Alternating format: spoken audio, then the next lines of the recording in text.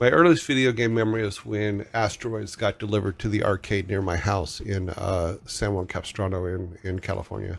That's my earliest video game memory.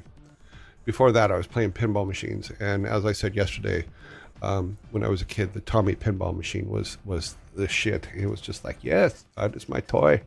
That is the one I will play forever. But I remember when Asteroids was delivered. Actually, that's wrong. That is not my earliest. My earliest video game was a Star Trek game. So there was this guy that used to work at, I think he was at MIT, and he had this computer there. It was a box, but there was a little screen on it. And he had written this Star Trek program where you would enter in numbers, and then a little blip would move, and it would go across galaxies and stuff. So you would enter numbers, which would be your warp drive. And I found a picture of it because someone on Facebook, I know you guys have all seen these things where they say, I'm this old, and they show a 386 computer, and I'm just like, ha! But I found a picture of this old Star Trek game, just the screen, and it's just numbers. That's my earliest video game memory, because my mom had a friend who was at MIT, and he had brought his computer home and was showing me this game of Star Trek. That was my earliest video game memory, and I think I was in high school already, so it had to be like 76, 77. I know it was before Star Wars came out. So I remember Star Wars because my friend Steve Tomlin had a 125 motorcycle, and I rode it on the back from Dana Point. We rode up to Newport Beach to Big Newport movie theater and watched Star Wars, sitting in the front row because it was 1,200 seat theater, packed, and we had to sit in the front row. So Darth Vader was literally like 40 feet tall in front of me. God, I love that movie the first time. Oh, and Han shot first.